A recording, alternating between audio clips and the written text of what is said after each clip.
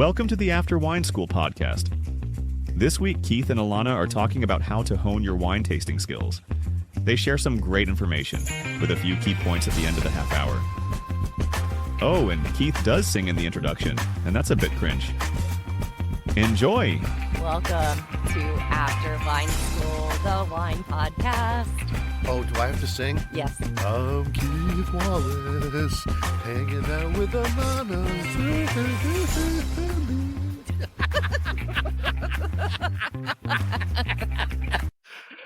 I admire your confidence. Yeah. Where you took that was it a bet to a bad place? I think we just lost 10% of our viewership right there alone. But we've gained some. The people who are really into atonal music, yeah. they now are like, we have a new grandmaster. Let's tell the people what we are taking to the mic to talk about today. I have no idea. This is After School, the wine podcast. I'm Keith, you're Alana. There's something about the National Wine School, our sponsor. Display. All right. So this podcast, we have a sponsor, believe it or not. It is the National Wine School, the absolute best in online wine education. And as part of their sponsorship of our wine podcast, they have asked us to make clear to everyone that our opinions are completely our own and do not ascribe anything to any business, especially them. Anything you hear on this wine podcast is just between us, and it's completely our own opinions and viewpoints. Oh, so I can just say things that are completely false and horrible, like the National Wine School's founder eats Play-Doh in his office. Keith, I don't want to have to bench you so early on. Okay. Let me tell people what we had planned on talking about today. Yeah, I know. What we had planned on talking about was how to really work on your palate, on your sensory ability. Oh, that's a good one. Your own. A little DIY session. Yeah. Up your game when it comes to identifying smells, flavors.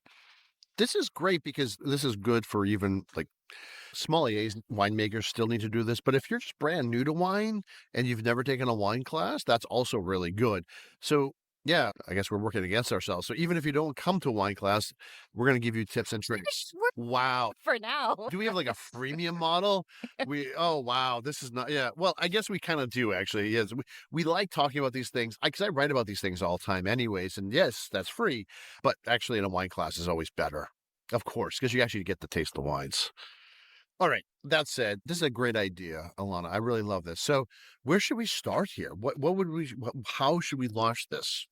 Well, I will tell you, when people ask me this question in like a 101 class, my go-to answer is to really just start smelling things, to get yourself to a grocery store. An Asian market is wonderful because there are so many different fruits and vegetables that we're not so familiar with. And so get to a place, go to a spice shop, go someplace where you just start smelling things. Do a little cooking. And when you're cooking, pull out things from your spice drawer, and before you use them, take a nice big whiff and really start thinking about the difference between rosemary and bay leaf, True. Yes, this is good. For your own.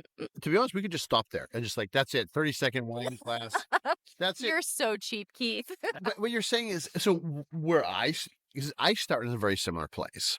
I think the best way to start is just actually have a more mindful life for yourself. And what I mean by that is, rather than seeking out things in the world to change yourself, actually find some things that you should already do that will bring you joy and just slow it down. Like, we all have to do grocery shopping. Yes, and 100%. Yes, I agree. You should actually go smell everything, but just go to the local grocery store. Whatever you're doing, smell everything that has any smell, right? Spices, herbs, sure, and all your vegetables, absolutely. Just doing that alone, and especially cheeses, even through, they're always going to have a smell. Just take your time, slow down a little bit. And if you're that person who's like smelling all the produce, smelling the cheeses, you're slowing down a little bit. And instead of being anxious in grocery shopping, it calms you down. It just makes it a more pleasurable because you're doing something to benefit yourself. And then, right, when you are at home and you cook, slow down. Smell every ingredient. Because the most magical thing, like say garlic, like when you peel a garlic, it has a very specific smell. When you crush it, and if you add a little salt to it, it's going to smell a little different. Like as the enzymes are starting to break down, put that in a hot pan with some oil or some clarified butter, it's going to smell differently. And each step of the way, you have these different aromas, and they're the same thing. And this starts getting you in the mind frame of, oh, like the complexity of different things. You can describe almost anything with just a few ideas of cooking. Somebody asked me many, many years ago, like they're having a hard time understanding oak flavors, but they were a baker. So I told them to go bake an apple pie. And I use that a lot. And I've mentioned this before on the podcast, even bake an apple pie. The smell of individual ingredients, the taste of the individual ingredients, when they're raw, when they're cooking, and when it's finished, completely changes, but so that you can have a completely different idea of what vanilla is. Because vanilla in its raw state is very different than vanilla being cooked. And then when it's actually finished, like that smoky flavor of vanilla is actually different than what raw vanilla smells like or tastes like. So these are delightful things. Know the difference between your different spices, your cinnamon, your vanilla, your allspice. When you understand those differences, you start building these different neural pathways. And before you even know it, before you even realize it, you're all of a sudden have this much more complex perception of the world that you didn't realize you could ever have. It's that thing that I think like new parents, when they smell a baby's head and realize they never had that smell, never had something that felt that way before. The whole world can be like that moment of smelling a baby's head. So many things are interesting, we just don't pay attention. And so this is what I mean by mindfulness, just allow yourself to open up, enjoy these things you typically rush through. It does mean you have to like, oh, give an extra 10 minutes, 20 minutes here to do this, but just if you slow down on those things, you're having a better life and you're also learning more and actually gaining so much more appreciation and so much more understanding that when it comes to wine, it starts becoming easier. You start noticing the complexity. This is something that part of like the core sommelier program does. It's one to show you well, first off, that you don't know what you're doing, that you're missing all these things. And then okay, how do we pay attention? How do we build the neural pathways to be able to start understanding all these smells and flavors? So yes, cooking is everything and learning how to appreciate it. And you don't have to be a good cook. Just learning how to make even a grilled cheese sandwich. There's plenty of sensory information of the difference between bread that's been baked or toasted or pan-seared in butter. Please, people, make your grilled cheese sandwiches in a whole lot of butter. Whole butter in the pan. Caramelize. Get that beautiful Maillard reaction happening. Oh, it's so crispy and delicious. I can just taste it right now. My best friend in 6th grade, Yeah. she put paprika on her grilled cheese for Oh. me, and it was life-changing. Oh, wow. Can you imagine? That is Sophisticated. That's very the thing that really freaked me out, changed my world, was actually when my grandfather actually put real cheddar cheese on apple pie. Real apple pie.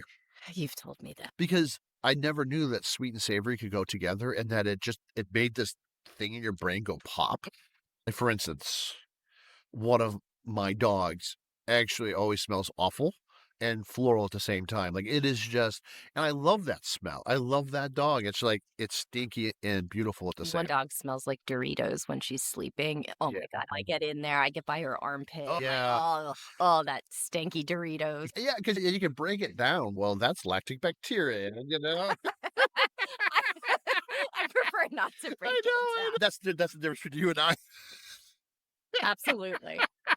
But also, I think what you were saying, one of the things about our world that we inhabit today is that a sign of luxury, a sign of just a homey space is something devoid of bad smells. Oh, yeah. But we get a little too accustomed, I think, Yeah. to sterile being equated with good. Oh. I think it's why people struggle with a lot of intensely earthy wines, is because we're not used to being a little uncomfortable with what we're smelling. Yeah. If you have a piece of fruit that's rotting, Oh. before you throw it away, Give it a good whiff and see if you can tease out the hint That's fascinating. foul and kind of keep that. Yeah. I think we need to practice a little bit more like and catalog what we don't like or Yeah. what's challenging. Because also, this is a theme that's come up is the world is always changing, tastes are always changing, and we're always changing. Our preferences, my big breakthrough a year ago was that I actually liked Grenache Blanc and you've been on this journey with me. That's true. Oh, that's so. The fennel smell, it's not Yeah. something I enjoy, and I just did not care for the texture, the viscosity, none of it. And then I turned a corner, and it was what I wanted to keep drinking with everything I know. about a year ago. I know, and that threw me for a loop because, yeah, so I would never make any food that would go well with Grenache Blanc, which is one of my absolute favorites. You've always loved Marsanne and Roussanne, those other Rhone varietals, but Grenache Blanc, which I love because it's deep and textural and just funky and weird. Yeah, I know that licorice thing. Mhm. Oh, that good and plenty note. Oh my God. I mean, I don't even really like licorice, but in that, Well, that's what beautiful. anyway, the point is to just kinda challenge yourself and Yes. use that information too, and don't see it as necessarily a static thing. Oh, that's a good point. Everyone really should understand it. And it's something that I actually do stress in my classes that nothing ever stays the same. You're Right. always evolving. The things you love and hate tend to swap. Mhm. This is the guaranteed with people. Like everyone's dated somebody who now they hate. You know, you love them then, you hate them now. What happened? Right? This happens in marriages. This happens in everything. The only thing it doesn't happen with is in puppies. Like no one ever says, "Oh, that was a shitty puppy." I do have a shitty. I say that all the time. But I still a lot of love. Like, yeah, Charlie, I love Charlie. He's just an awful dog. This is great. These are good things to just adapt it to your own life. If you learn how to cook, you don't have to be a great cook. It's just about understanding process, understanding smells, being okay with that, and maybe have that air filter going 24/7 in your house either. Like get used to some of those smells of like, yeah, getting a whiff of garbage once in a while. This is actually not a bad thing. Life is life. And wine does reflect life in a great many ways. And it's one of the things that makes my career possible is that I do like there's so many parts of wine that are just reminiscent of human life. I bring that forward in almost all my classes. That said, I have a couple techniques that I've used over the years to learn to understand about wine, or if someone's not taking a class or they're having a difficulty and they want to expand. What I tend to do is tell them instead of going outwards, go more narrow. It's something that I did when I wanted to get a better understanding of the world of wine back when I was a winemaker, but I didn't really have a full breadth of the world of wine. Mm. So what I did, and this worked great, I started with a grape that I knew very well because I was making it. It was Cabernet Franc. And what I did was I went from there and I went to found Cabernet Franc from everywhere in the world that were known for the Cabernet Franc. So whether it's from the Central Loire, like from Anjou or even Chinon, South Africa, Pennsylvania, which is actually where I was making it, bunch of examples there, other places on the East Coast, Napa Valley, everywhere that a winery made good Cabernet Franc, I tried it. And there was like, I went 20, 30, 40, and nothing but for months.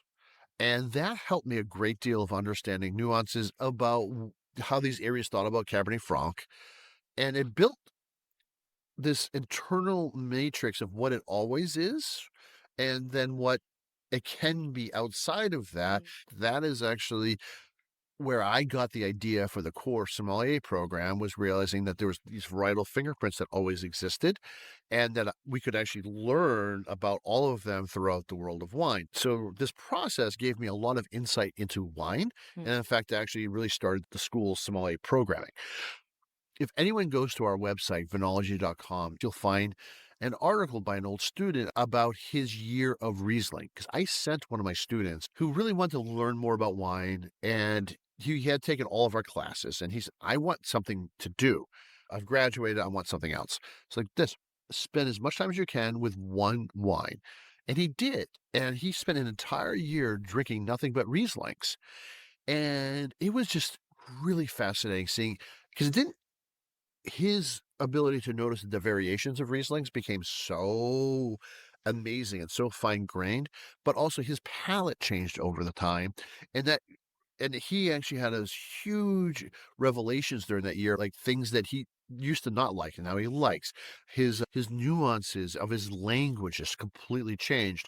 And then afterwards, he wrote an article about it for our website. And yeah, it's interesting listening to him write about it, his evolution over that year.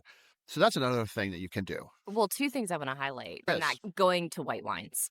Like, I think if you especially in the beginning, Yes. to really hone in on some nuances and complexities. White wines, I always say to my classes, these are your best friends. These are where you can really start flexing your ability to detect subtle, complex, floral, minerality, all types of fruits, all types of earth notes. I think white wines are amazing. So the fact that he devoted his year to Riesling, I can Yeah. see where that would Yeah. pay off Yeah. in a huge way. Also, being authentic to your own experience. His descriptions of things changed. His viewpoint changed. You can always tell when someone is speaking authentically Yeah. versus not. And it only sets you back to sort of regurgitate something that you've read or heard that sounded really amazing to you. My famous example is crushed white lilies. Oh, yeah. Yeah. My time teaching wine, crushed white lilies. There was a student who insisted he smelled it in so many different wines Yeah. during the core program. And I finally just said to him, I never want to hear you say that again. You don't know what that smells like. Yeah. You don't know what it smells. You are just parroting something and you're setting yourself back. And sadly, this guy actually did go on to have a career in wine and, Yeah. absolutely hates me to this day. But honestly, If I see you're doing something that's just holding you back, you can work against yourself by having someone else's voice in your mind. That's just going to stop you from developing. I've had for me, I had a student who it was everything was Asian five Yes, I've spice. heard that. Yeah. First of all, that's a very complicated smell. It very much is. And then so yeah, and I asked, like, so what are the spices in Asian five spice? Chinese five space? Yeah. Yeah. I always call it Asian five Oh, spice just because it's not Chinese. yeah. Yeah, but they didn't know any of the spices in it. Right. Like, well, then that's just like me saying it smells like Tabasco sauce. Like, if you don't know what's in it, then how can you use that as, but you clearly don't know. You just heard it one time. It's true. If you really want to seem inauthentic and just full of bullshit, absolutely. Just parrot something. Authentic expressions are the most important. It's one of the things that actually, when I'm grading online programming, is we do the whole core program through the National Wine School Mhm. online. It's fascinating. There's a lot of innovations in that because even though you're doing it on your own, it does train you how to smell and sense when you take that exam, especially when you get to Syrah. I really know if a student's doing is authentic and not full of shit and just trying to parrot something is when they're giving me real examples of what it smells like. You know, everyone knows different kinds of meats. Even if a vegetarian, you do know these smells and you can describe them or of decaying flesh or whatever. You like these are part of the human existence. And if you can explain them to me, I know you're being authentic. But I have a lot of students who will just like parrot something like it's obvious right away. It's so obvious when people are inauthentic, even when I'm grading things online. Even if they're not in front of me, it's obvious. Find your way, explore, like find one wine and explore it. Go all the way down, every style from everywhere. That's an amazing way to start to learn about wines. Are there any other ways that you do this? How can people learn about wine or build their palate and their sense of smell? I don't often tell people this, but if they keep pressing me after I've said, go to the grocery store, start cooking, smell things in your kitchen, I will point out that, there are some people who are just really activated by smell. Yeah. And those type of people oftentimes become perfumers or Yeah. go into that field. I probably would have really enjoyed just indulging in activating my ability to smell. Like, that is something that gives me a lot of pleasure. Yeah. So try to give that a try. Don't limit it to wine. See if there's a way you can bring it into home scents or perfume or something that Yes. it's just I think just like broadening your idea of when you want to focus on smelling things in wine. Like, don't make it Oh, so yeah. didactic. Just kind of be open. If Yeah. you really want to indulge in the world of smells, just think about like how many other places you can test that. Like, go for a walk in the woods, go for a walk on the beach, Yeah. smell just I have to agree because, well, one of the things, especially with scents, one of the best projects I ever was involved was when the National Wine School needed to build out the programming. And one of the things they needed was scent kits. right. So developing those scent kits and the various, like, because you're building them like a perfumer, that was absolutely fantastic and phenomenal, and I've always loved that part of it. Like, many years ago, I actually started, building scents for class, and then to take that nationally was amazing. Now, the only caveat I will give is that most of the commercially available ones you can buy on Amazon, retail, like the ones we do, that you can't buy them retail, you have to get them through as a part of one of the programs because they're expensive to make and they're really dialed in to specific scents and wine. That said, whether it's perfume or just getting a scent kit and being able to smell the difference between cherry and raspberry, like starting to notice those smaller differences, really important, and it can really help. But just eating them, like so many Yeah. flavors in wine are fruits. Be healthier, eat some more fruits. It is amazing how, or just recognizing the differences of like a really perfectly ripe blueberry versus one that's like slightly underripe or overripe or maybe a little dry. I mean, obviously, it's better if you're in a classroom setting to learn these things, Sure.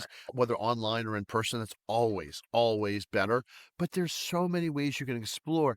And, or even if you want to actually just explore one wine region at a time, just say, okay, I want to learn Burgundy. No, no, let's not say Burgundy because then you'll be very poor by the end.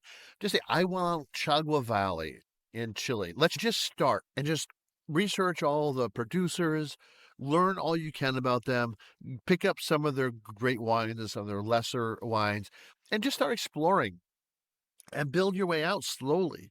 That's always a great way to start. Or even just start with a specific winery. Are you a fan of one winery? Okay, then start there and then delve into what wine region are they in. Okay, then start exploring that wine region. Or, oh, there's one wine that I really love. I really like this grape. Well, then focus on that for a while. Pay attention.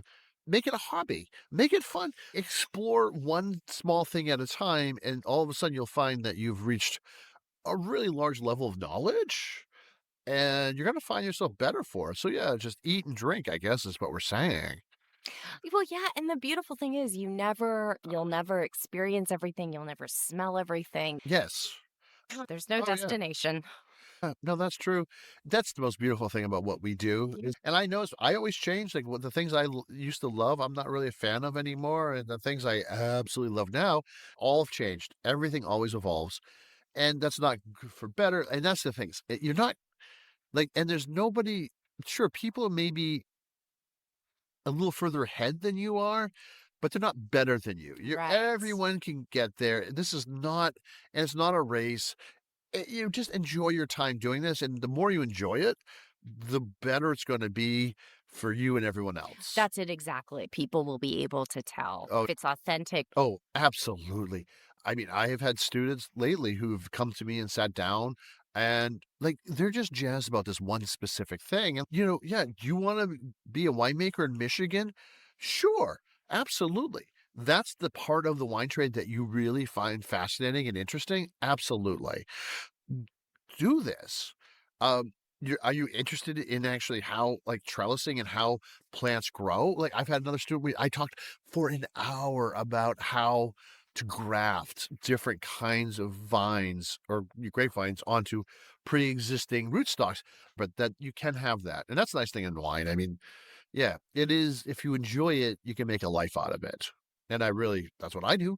I think that's what you do too. It was lovely. Yes. Again, hey, if you want, uplifting conversations. Always talk to the chronically depressed guy who runs the wine school. Well, and we got dangerously close to going in depth about decomp, and I'm glad we kind of pulled back. There were a couple times in today's discussion. Oh, yes. We were talking about human existence and how Yeah. close it is to decomp. And we pulled it back. Oh, we did. And All I'm right. very glad. All right, everyone. Have a fantastic day. Like, subscribe. Yes, like and subscribe. Ciao. All right. We're on the case. Ciao. Ciao, ciao. Thank you for listening. We greatly appreciate you and your time. If you enjoy what we do, please rate and review the After Wine School podcast on Apple Podcast or anywhere you listen to artisanally grown audio. God, that is pretentious. Who wrote that shit?